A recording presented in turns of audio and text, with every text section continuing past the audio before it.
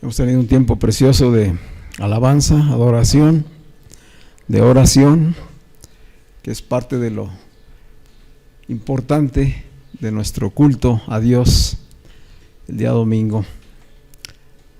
Y quiero invitarte a que cierres tus ojos un momento.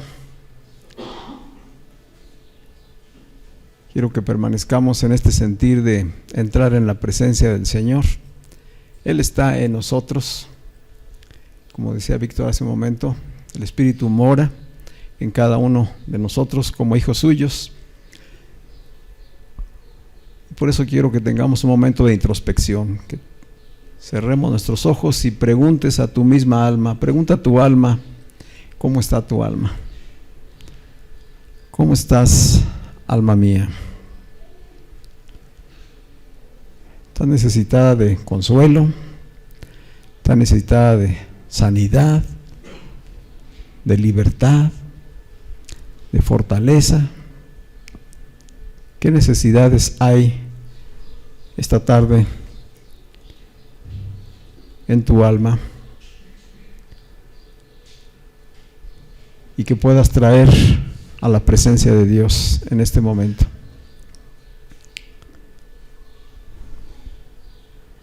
Porque el Señor ha dicho: yo soy tu sanador. Yo soy Jehová Rafa, tu sanador. Así lo estableció Él.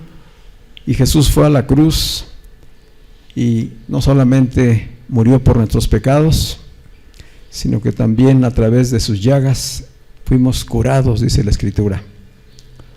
A través de todo lo que Él sufrió y padeció, proveyó esa sanidad que ya Dios había dado desde un inicio a su pueblo.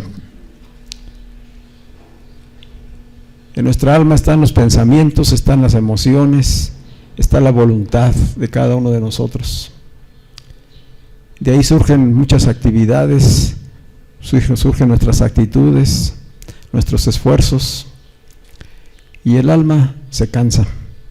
Así como el cuerpo se cansa, también el alma llega a estar cansada. Y hoy es un buen día para liberar ese cansancio, poner en las manos del Señor todo esfuerzo, todo deseo de alcanzar circunstancias, de resolver problemas, de modificar situaciones. Siempre habrá en nuestras vidas situaciones imposibles de controlar. No podemos controlarlo todo. No está en nuestras manos controlarlo todo. Y todo aquello que no podemos controlar es para soltarlo y ponerlo en las manos del Señor. La vida de nuestros hijos, de nuestro esposo, de nuestra esposa, las de seres queridos, las de personas por las que experimentamos a lo mejor alguna carga.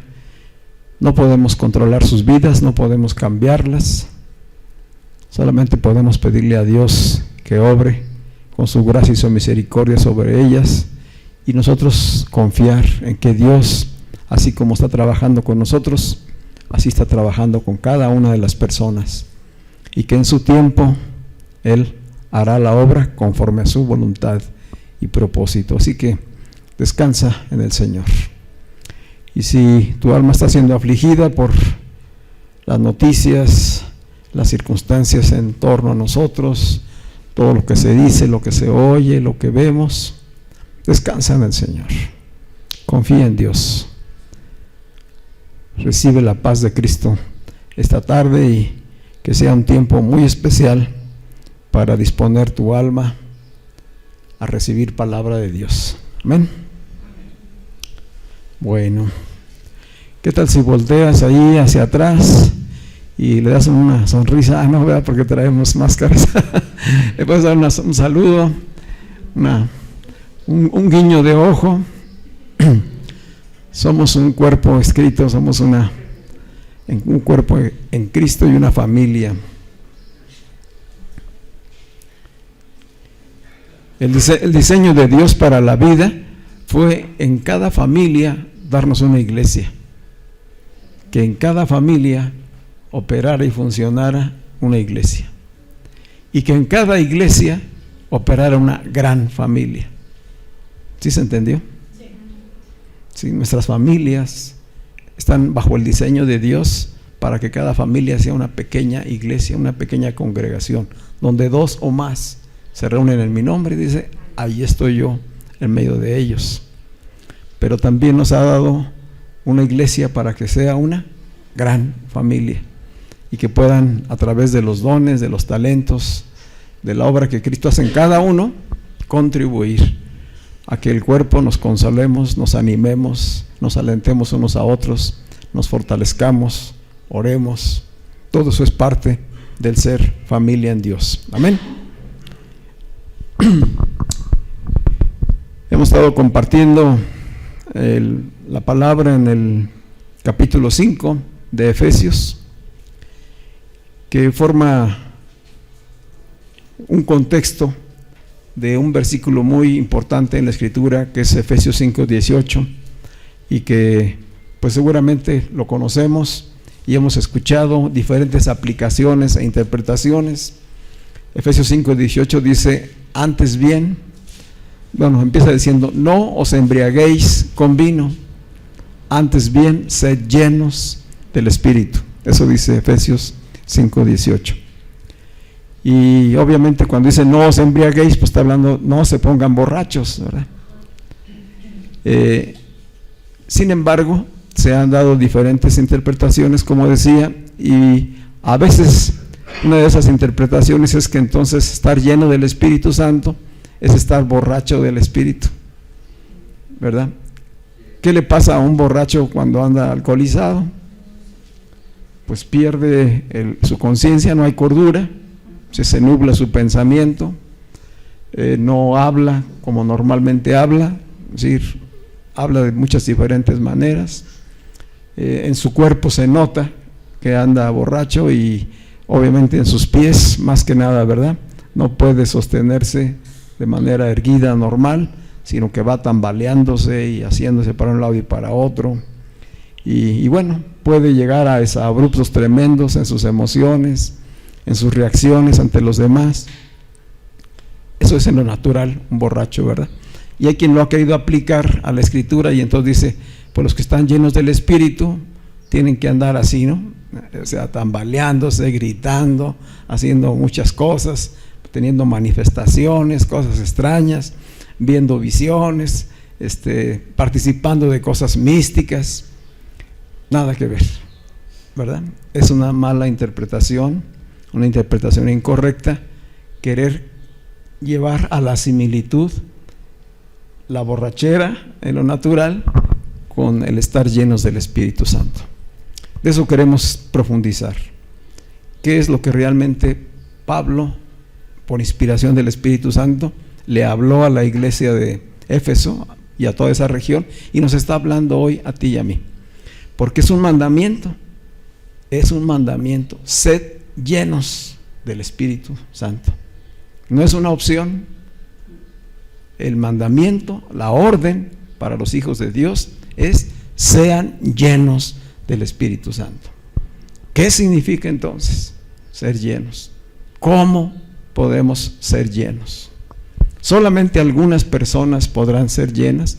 Habrá cristianos de primera, segunda y tercera, y entonces solamente los plus son los que podrán estar llenos, o solo ellos saben cómo estar llenos, y habrá otros que no.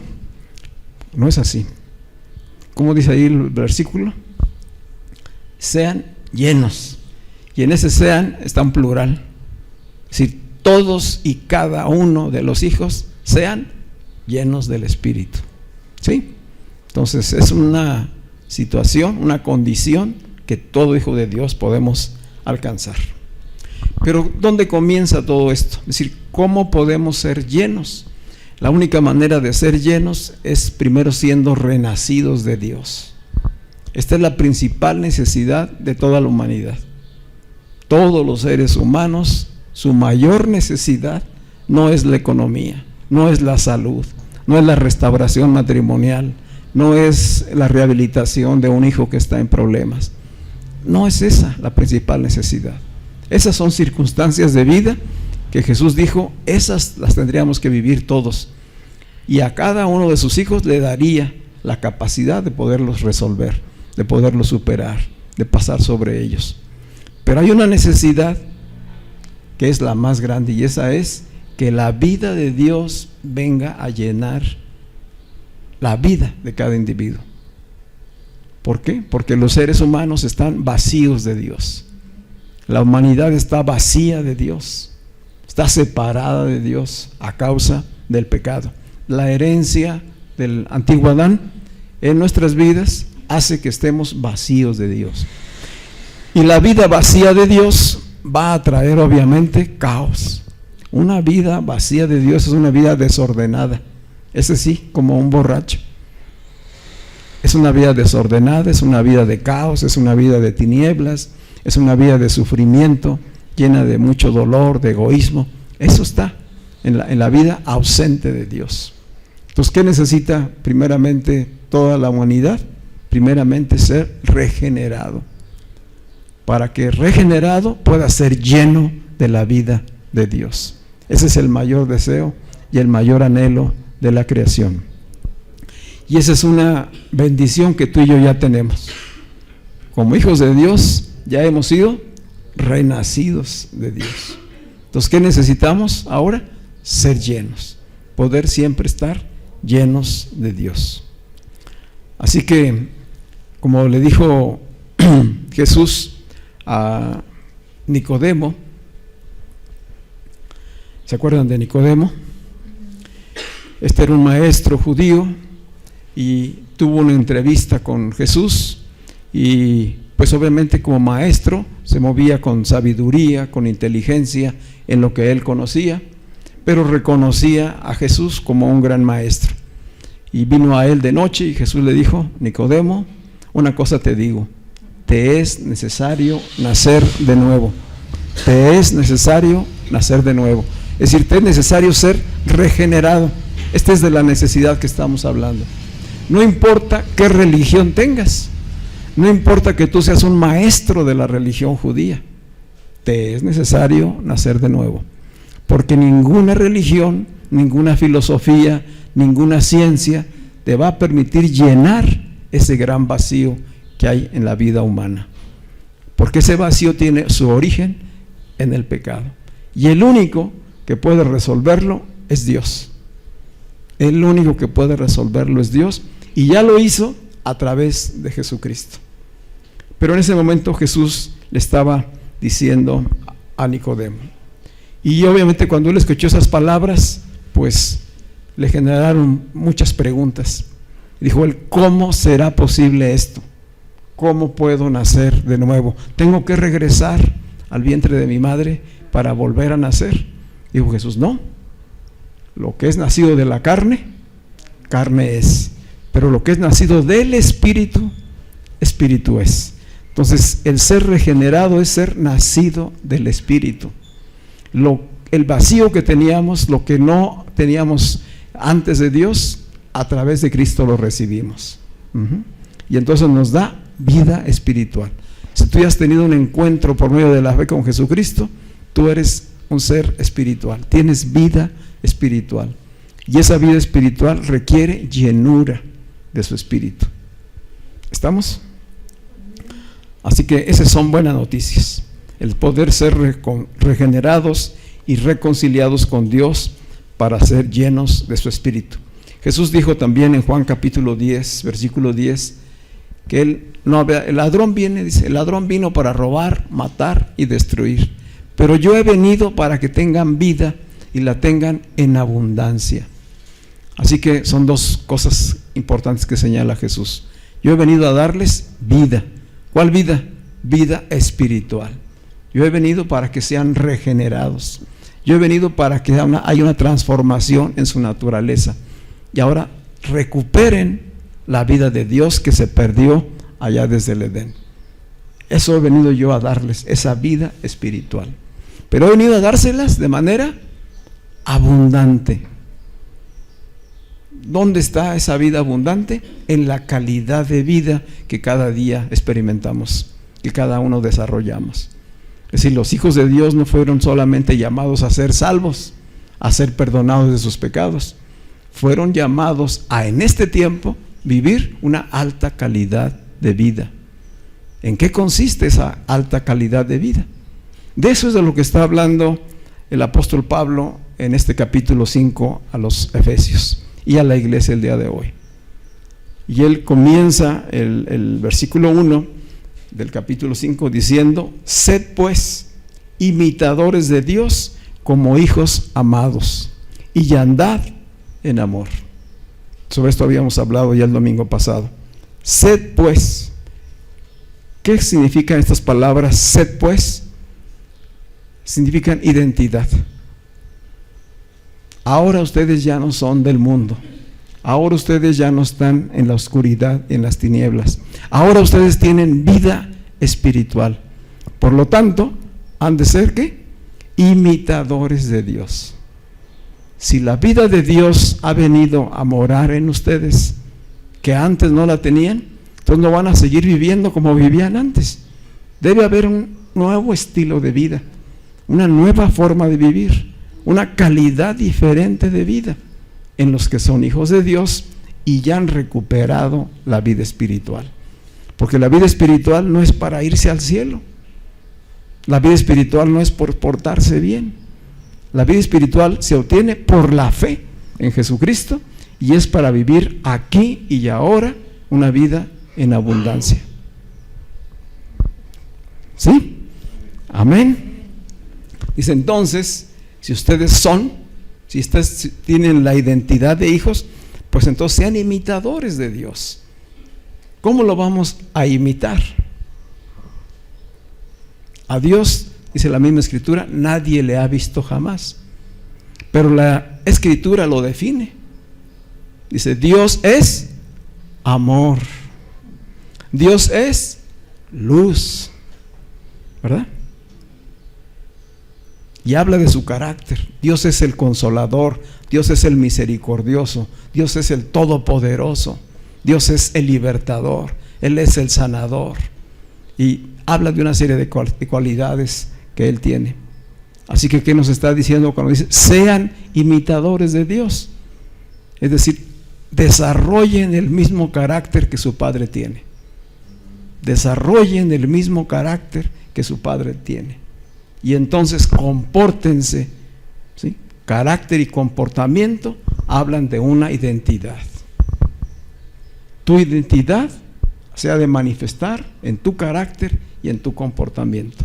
Y entonces la vida espiritual no es una vida de religiosidad, es una vida eminentemente práctica, concreta, para este presente. ¿Sí me doy a entender? ¿Qué significa esa alta calidad de vida? Dice, significa andar en amor. Es andar en amor. De eso estamos reflexionando al respecto, para ir entrando en el centro del mensaje que Pablo predicó a través de esta carta, hablando de la llenura del Espíritu. Dice el versículo 3, voy a leer Efesios capítulo 5, versículos del 3 al 8. Dice Pablo, pero fornicación y toda inmundicia o avaricia ni aun se nombre entre ustedes, como conviene a santos. Hace una comparación, ¿verdad? Si los santos no participan de esas cosas, ni palabras deshonestas, ni necedades, ni tronerías que no convienen, sino antes bien acciones de gracias. Porque saben esto, que ningún fornicario o inmundo o avaro que es idólatra tiene herencia en el reino de Cristo y de Dios. Nadie os engañe con palabras vanas, porque por estas cosas viene la ira de Dios sobre los hijos de desobediencia. No sean pues partícipes con ellos, porque en otro tiempo eran tinieblas, mas ahora ustedes son luz en el Señor. Anden como hijos de luz.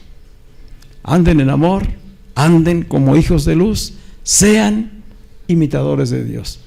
Hay una identidad diferente.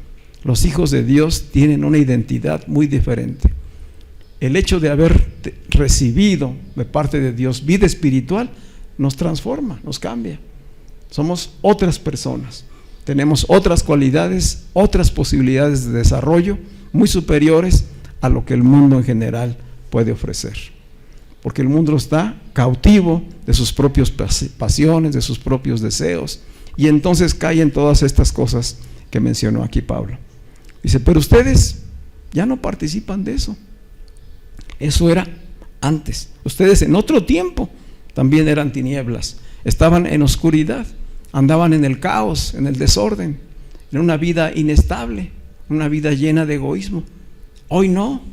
Hoy, por el Espíritu de Dios, todas esas obras han de quedar dejadas atrás, sepultadas. Es la vieja naturaleza que ya no forma parte de ustedes. Es como si se hubieran despojado de una vestidura antigua y hoy tienen unas nuevas vestiduras. Por eso nos llama santos, como conviene a santos, a apartados, a santificados, a gente reservada para vivir de una manera diferente. Hay una gran diferencia, y en esta diferencia y comparación que hace entre los hijos de luz y los hijos de desobediencia. ¿Quiénes son los hijos de desobediencia? Pues los herederos de la naturaleza de Adán. Adán es el desobediente, ¿verdad? En eso consistió el pecado inicial, en desobedecer a Dios. Entonces toda la humanidad se considera hijos de desobediencia hasta no ser restaurados por medio de Jesucristo, que es el Adán obediente en perfección. Él fue obediente hasta la muerte, y muerte de cruz. ¿A quién nos parecemos nosotros? ¿Al viejo Adán o al nuevo Adán? ¿Quién mora en nosotros? ¿Verdad? A Cristo en nosotros. Él es el nuevo Adán. Dice entonces, en resumen, los hijos de Dios son hijos de luz, son santos, han cambiado su forma de pensar y de hablar, son obedientes y están llenos de gratitud, es lo que dice Pablo. Los hijos de desobediencia, en comparación, están llenos de tinieblas, es decir, que su pensar, su hablar y su actuar está lleno de oscuridad, y por tanto son esclavos de la idolatría. Entonces la idolatría no solamente es adorar santos, imágenes o dioses falsos, ¿no? ¿Qué cosa es? La avaricia, la envidia, la codicia y la astronería, todo lo que dijo atrás. Eso es idolatría. ¿Por qué? Porque cautivan el alma del hombre, lo sujetan, lo esclavizan y lo desvían de la verdadera adoración, que es al único Dios verdadero. Así que el llamado de Pablo en este capítulo 5, antes de hablar del mandamiento de ser llenos, nos da un contexto y nos dice: la llenura del Espíritu Santo va a consistir en un nuevo estilo de vida. De eso viene hablando todo el capítulo, de un estilo de vida diferente, un estilo de vida que corresponde a una identidad. Y entonces lo que quiere Pablo, no solamente en esta carta, en todas sus cartas del Nuevo Testamento, y además también Pedro y Juan, que nos escriben en el Nuevo Testamento, hablan también de esto. Se requiere que los hijos de Dios vivan conforme a su identidad, que la identidad de hijos de Dios se manifieste, se exprese en su carácter y en su comportamiento, porque de esa manera damos a conocer a Dios. Ese es el propósito de Dios, ese es el propósito eterno, darse a conocer a la humanidad, no a través de letra, no a través de manifestaciones, sino a través de personas como nosotros, hijos de Dios. Y así ha sido por todas las generaciones. Y viene el segundo llamado o exhorto que hace Pablo, y dice de manera específica, dice: no participen con ellos de las obras de la oscuridad, porque ustedes son luz, anden como hijos de luz. Y Juan, en el capítulo 3, el Evangelio de Juan, en el versículo 17, Juan 3:17 dice: porque Dios no envió a su Hijo al mundo para condenar al mundo. Dios no envió a Jesucristo para condenar al mundo, sino para que el mundo fuera salvado por Él. A eso vino Jesucristo. Dice: el que cree en Él, el que cree en Jesucristo, no es condenado, Pero el que no cree ya ha sido condenado porque no ha creído en el nombre del unigénito Hijo de Dios. La pregunta es entonces, dice aquí Juan, que la incredulidad es la que trae condenación a las personas. No es Dios quien los condena, no fue Jesús quien vino a condenarlos. ¿Qué es lo que condena? La incredulidad. ¿Y cómo opera la incredulidad? Dice el versículo 19, y esta es la condenación. Atención, aquí lo define. Esta es la condenación, que la luz vino al mundo. ¿Quién es la luz? Jesucristo. Que la luz vino al mundo, pero los hombres amaron más las tinieblas que la luz. Dice, porque sus obras eran malas. Porque todo aquel que hace lo malo aborrece la luz y no se acerca a la luz para que sus obras no sean reprendidas. Entonces, ¿el problema es de Dios o es del hombre? Es del hombre. ¿Qué es lo que sucede en el hombre? Que ama más las tinieblas que la luz. Aborrece, dice, aborrece la luz, no se acerca porque sus obras son malas y no quiere ser evidenciado, no quiere ser confrontado, prefiere aquello. Y es una enseñanza importante para nosotros que hemos venido a un encuentro con Cristo, porque la luz se ha de manifestar en nuestras vidas a través de tus emociones. ¿Qué es lo que más amas? ¿Qué es lo que amas? ¿Qué es lo que aborreces? Esas dos cosas van a decirnos cómo está tu identidad. ¿Sí? Amar las cosas del mundo habla de emociones cautivadas, de almas cautivadas por las condiciones propias de la desobediencia. Y si amamos la luz, entonces podemos venir a la luz, podemos andar en luz. Dice el mismo apóstol Juan, pero en la primera carta que escribió, capítulo 1, versículos del 5 al 7, dice, este es el mensaje que hemos oído de él, de Jesús, y les anunciamos que Dios es luz y no hay ningunas tinieblas en él.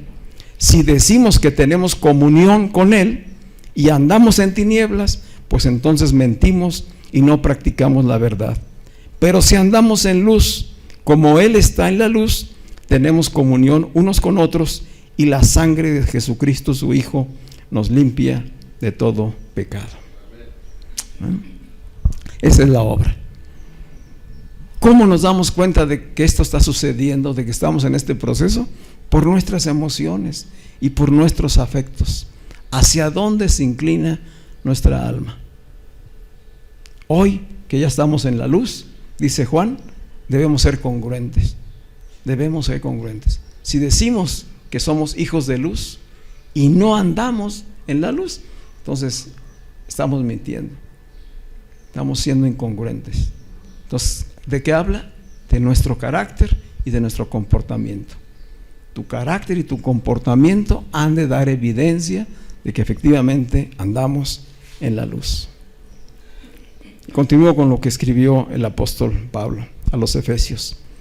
Hablando de la luz, dice él en el versículo 9, porque el fruto del Espíritu es en toda bondad, justicia y verdad. Esto es lo que se ha de notar en las obras de los hijos de Dios. Caminar en bondad, en justicia, en verdad, comprobando lo que es agradable al Señor. Dice otra vez, y no participen de las obras infructuosas de las tinieblas, sino más bien repréndanlas, porque vergonzoso es aún hablar de lo que ellos hacen en secreto. Mas todas las cosas, cuando son puestas en evidencia por la luz, son hechas manifiestas, porque la luz es la que lo manifiesta todo. Así que decía, a través de la Escritura interpretamos que habla de una calidad de vida, de un estilo de vida. ¿Cómo podemos nosotros andar en esa calidad de vida que Dios demanda? Porque a veces esto es lo que hemos visto así como que, bueno, somos hijos de Dios, ya somos cristianos, en el sentido de que somos cristianos porque tenemos el Espíritu de Cristo, no porque practicamos una religión. Somos cristianos porque Cristo mora en nosotros. Si ya hay esa nueva vida en nosotros, ¿por qué de repente vemos como un gran desafío el poder vivir la vida que aquí Pablo está mencionando?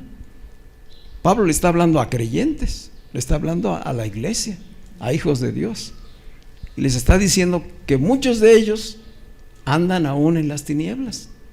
Por eso dice, no participen de ellas. Recuerden quiénes son, recuerden cuál es su identidad. Es importante conocer a Dios, porque conociendo a Dios por medio de Jesucristo, nos conocemos a nosotros mismos. Y entonces sabemos quiénes somos, quién soy yo delante de Dios en Cristo. ¿Quién soy yo delante de Dios en Cristo? Esa es mi verdadera identidad. No es la identidad de mi apellido, no es la identidad de mi profesión, no es la identidad de mis relaciones, es la identidad que tengo en la nueva naturaleza espiritual que Dios me ha dado y que ya he recibido por medio de la fe. Entonces, si ya la recibí, si ya esa vida espiritual está en mí, ¿qué es lo que tengo que hacer para que estas obras de la luz se expresen en mi carácter y en mi comportamiento? Tengo que permitir que el Hijo de Dios que está en mí se manifieste. Lo que recibí por fe lo alimento en la palabra y voy permitiendo que vaya desarrollando mi carácter. Que transformando mi carácter puede cambiar también mi comportamiento. ¿Sí? Necesitamos pues amar la luz, que es Jesucristo, y permitir que el Hijo de la promesa, le llamo el Hijo de la promesa en referencia a lo que habíamos estudiado de Abraham, ¿verdad? ¿Quién es el Hijo de la promesa? Isaac. Es un hijo sobrenatural. Todos nos acordamos de eso, ¿verdad? Isaac vino a la vida en el momento más complicado e imposible para Abraham y para Sara. Lo que era imposible para ellos fue posible para Dios. Hoy es hijo de la promesa que anunciaba Isaac, es Jesucristo, quien ya cumplió el propósito de Dios y ya en espíritu fue impartido a todos aquellos que creemos en Él. Entonces, ¿dónde está el Hijo de la promesa? Está en cada uno de nosotros. Y así como Abraham y Sara vieron venir a la luz a Isaac solamente creyendo en Dios, igual es en nosotros. Si yo estoy ya firme en mi identidad, confío plenamente en Dios, en que Él mora en mí, debo permitir que el Espíritu que está en mí se manifieste. Espíritu es carácter. Espíritu es carácter. Debe haber un carácter modificado en mí. ¿Alguien batalla con su carácter? Allí es el área de trabajo. El Espíritu de Dios ya está en nosotros, ya nos santificó. Esta es la obra en el Espíritu. Pero dijimos que somos espíritu, alma y cuerpo. Entonces hay dos áreas más que tienen que ser totalmente conquistadas por el Espíritu. Nuestra alma, que son los sentimientos, los pensamientos y la voluntad, y nuestro cuerpo. En eso estamos trabajando. Mientras más fortalezcamos el Espíritu de Dios en nosotros, conquistaremos entonces el alma, y el alma podrá dominar este cuerpo, para que este cuerpo no nos diga qué hacer, qué comer, qué tomar, qué desear, sino que sea el alma llena del Espíritu de Dios quien gobierne. ¿Sí? ¿Cómo será esto? Dios le dijo a Abraham, cuando Abraham se preguntaba eso, dice, bueno, ya tuve a un hijo, a Ismael. Ese es para mí el hijo real. Ya lo tengo, ya tiene casi 9 años. Dice Dios, sí, pero ese no fue el hijo que yo te prometí. Ese fue el hijo que tú y Sara acordaron que iban a tener de otra manera muy diferente, ¿verdad? Yo te dije que la promesa era que tendrías un hijo de Sara. Abraham diría, pero Sara es estéril, ¿verdad? ¿Cómo va a tener un hijo si no lo ha tenido? Por eso decidí tener un hijo con Agar. Por eso me pareció buena idea. Dice Dios, bueno, pues esa no es la promesa. Ese no es el hijo de la promesa. Sara tendrá un hijo de ti. de tu simiente. Y de aquí a un año, es lo que le dice ahí en Génesis 17:1, verás a ese hijo aquí, vivo, el hijo de la promesa. Dice la Escritura que Abraham se rió, que Sara se rió. No se burlaban, ¿verdad? Sino como que decían, ¿cómo es posible? Tengo 100 años y Sara tiene 90 años y además es estéril. ¿Será que veré a un hijo mío?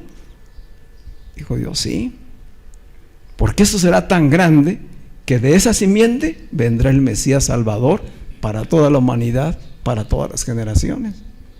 Por eso le dijo a Abraham, tú serás padre de multitudes.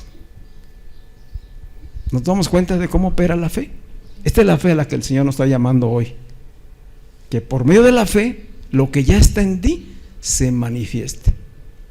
Ya lo tenemos en el espíritu, ahora hay que llevarlo a que se manifieste en el alma y en el cuerpo. Y viene aquí un pasaje en el versículo 14, Efesios 5:14, que tiene que ver con este cómo la vida de Dios se va a expresar en nosotros. ¿Cómo es que siendo pecadores hoy tenemos relación con un Dios santo que nos ha redimido por medio de Jesucristo? Y podemos asegurar por medio de la fe que su Espíritu vive en nosotros. Y dice Pablo a los Efesios, Pablo cita aquí unas palabras que están escritas en el libro del profeta Isaías, no de la manera exacta. Pablo lo parafraseó, pero dice él de esta manera, versículo 14, despierta tú que duermes y levántate de entre los muertos y te alumbrará Cristo. Repito, despierta tú que duermes y levántate de entre los muertos y te alumbrará Cristo. Hay una orden, hay una voz de llamado, una voz alerta, despierta al que está dormido. Dice, el que está dormido es semejante al que está ¿qué? Muerto.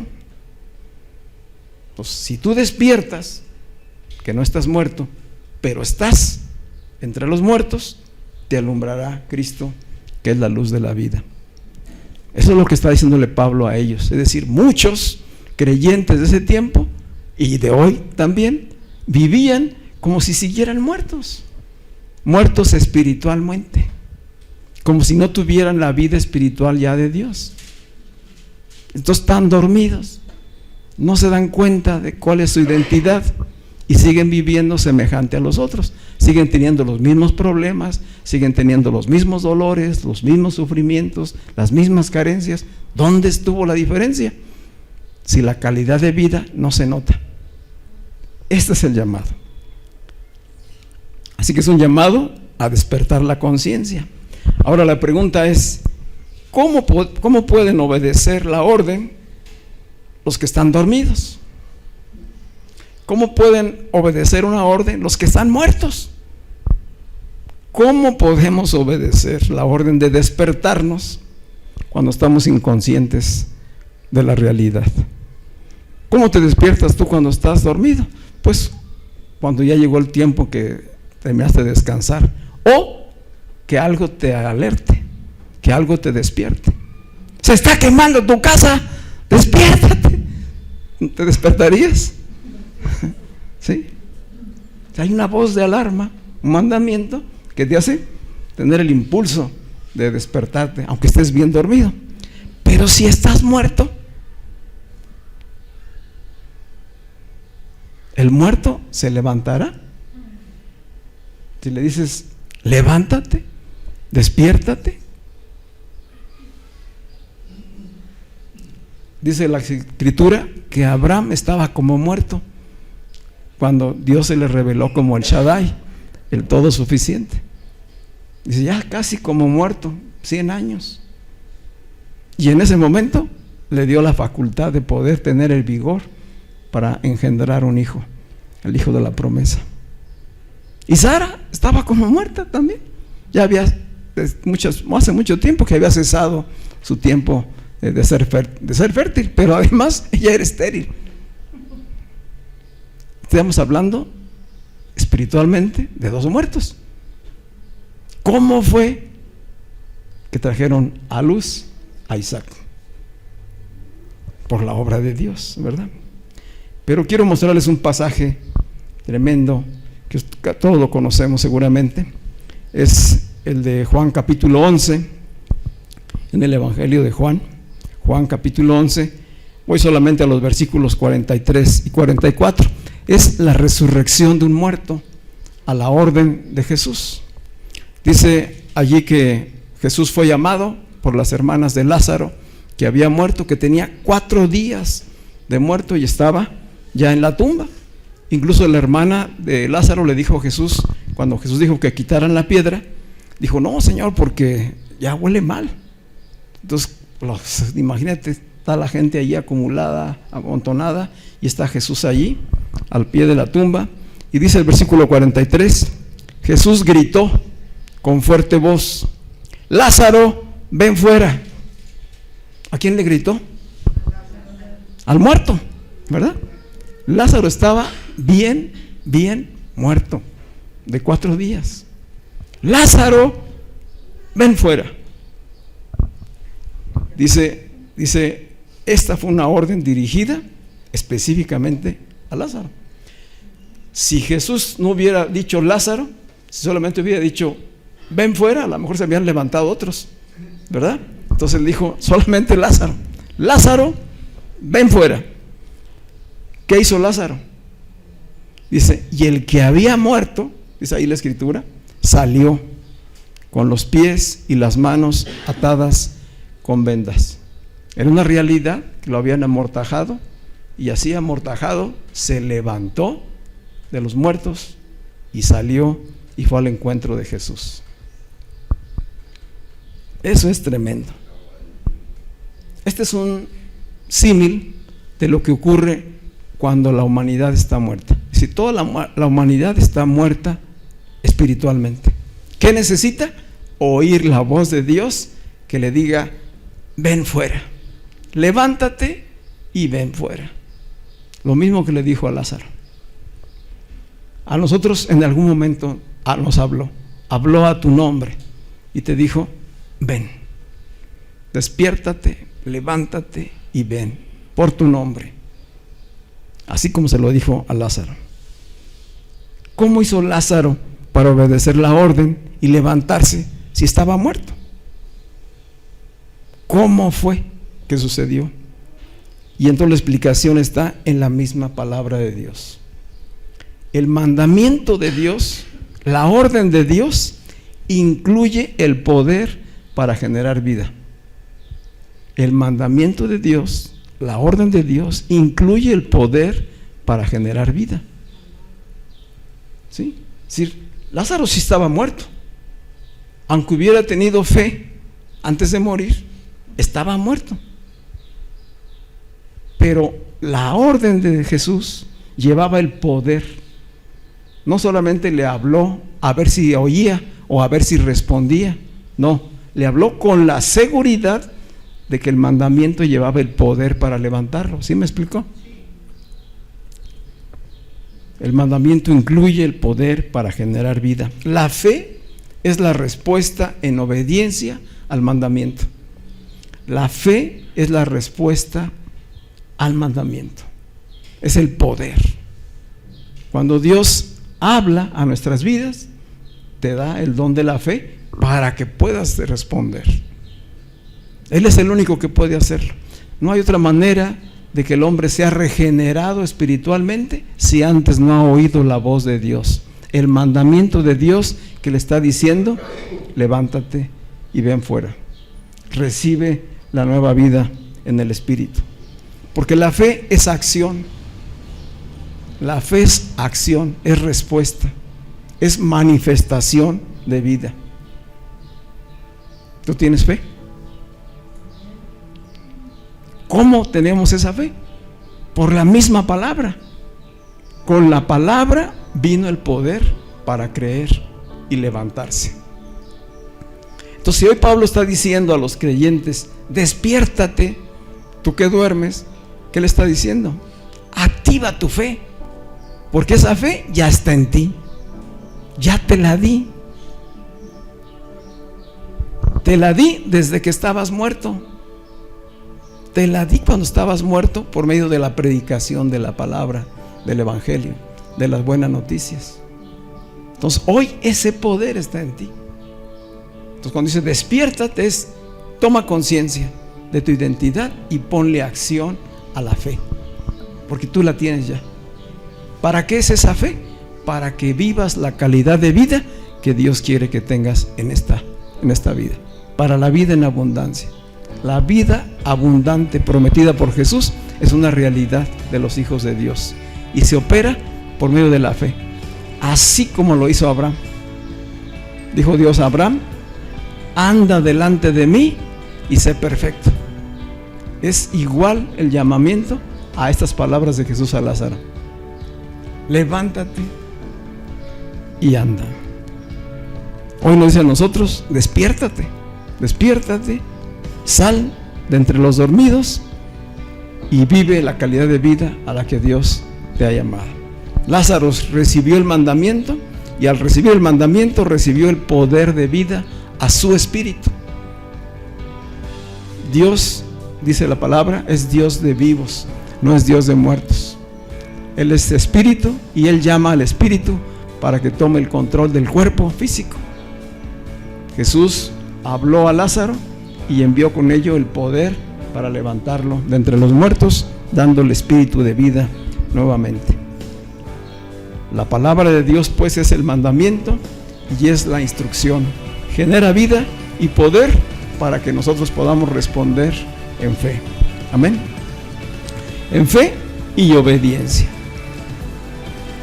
Así que el Espíritu Santo que hoy nos habita es quien puede responder y es quien nos capacita para hacer la voluntad de Dios.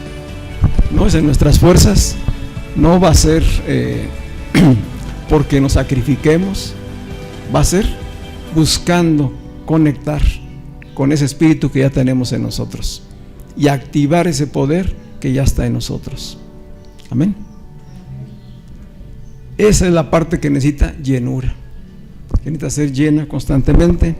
Y bueno, hasta aquí hoy vamos a dejarlo. Próximo domingo terminamos con esta parte de la llenura a través de transformar este carácter y nuestro comportamiento. Hoy lo importante era poder confirmar que en nosotros está la naturaleza. Tenemos la naturaleza espiritual y tenemos el poder que es la fe. ¿Por qué? Porque ya Dios nos la dio por medio del evangelio. Eso cambia y transforma nuestras vidas. Y entonces estamos llamados a vivir despiertos. Despiertos, es decir, conscientes de la identidad que tenemos y a qué es a lo que Dios nos llama. Para que no nos confundamos, para que no participemos de lo que no es propio de los hijos de Dios. Así que si tú hoy dices mi carácter necesita cambio y transformación, el Señor dice sí, sí es posible y en ti está el poder para hacerlo, ¿verdad?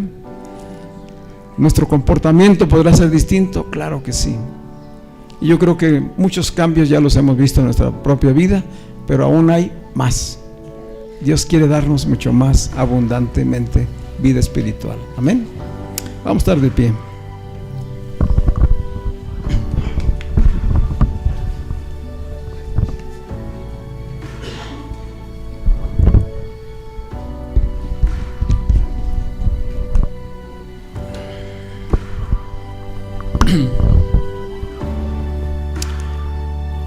Cierra tus ojos un momento y ahí en tus propias palabras dale gracias a Dios por esta obra poderosa y sobrenatural que Él ya ha hecho en tu vida. Hoy podemos darle gracias por la obra de Cristo en cada uno de nosotros. Gracias por el don de la fe. Solamente Dios puede dárnoslo. La fe no podemos comprarla, no podemos buscarla en otro lugar que no sea en la misma palabra de Dios. Él es la fuente, Él es el poder, Él es quien nos mueve a la obediencia y a la acción. Hoy te damos gracias, Señor. Gracias por darnos vida espiritual, y por hoy llamarnos a vivir una vida en abundancia, una mucho mejor calidad de vida, Señor. Una vida que no está bajo la opresión de las tinieblas, que no está bajo la sujeción y esclavitud del pecado, Señor, sino que hoy tiene libertad, hoy tiene vida en el Espíritu, hoy tiene una visión y una aspiración de una alta calidad de vida. Y porque este llamado no es solamente para unos pocos, sino es para toda tu iglesia, Señor. Es para tu iglesia. Es al mismo tiempo una llamada individual, pero también es una llamada colectiva, para que como cuerpo, como asamblea, como congregación, podamos ser Cristo mismo actuando y viviendo en este tiempo, Señor, trayendo consolación, trayendo fortaleza, ánimo, trayendo edificación, pudiendo soportar unos a los otros, animarnos unos a otros, Señor. Gracias por ponernos en esta gran familia, Señor, esta gran familia que es tu iglesia, Señor. Padre, hoy la obra de tu Espíritu Santo sea prosperada en cada uno de nosotros, Señor. Que tu palabra, que es espíritu y que es vida, renueve nuestro entendimiento, Señor, y nos afirme en la identidad de hijos de Dios. Por lo tanto, estamos llenos de tu naturaleza, estamos llenos de tu amor, de tu paz.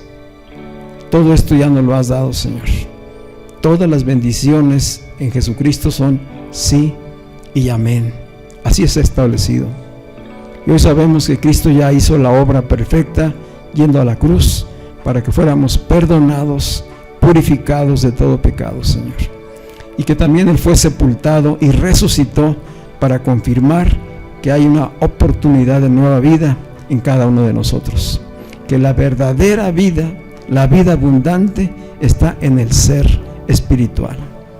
Gracias porque hoy podemos ser, hoy somos hijos de Dios, llenos de tu Espíritu, Señor. Tu Espíritu que es amor, que es gozo, que es paz. Gracias, Señor. Padre, esas diferentes circunstancias y situaciones por las que hoy atravesamos, las ponemos en tus manos, Señor, confiando en que tú eres el todo suficiente, Señor, en que nada hay imposible para ti, Señor. Padre, obra en esas circunstancias que requieren hoy de ser transformadas y que están fuera de nuestro control, Señor. En lo que nos corresponde hacer a cada uno de nosotros, danos sabiduría, danos inteligencia, Señor.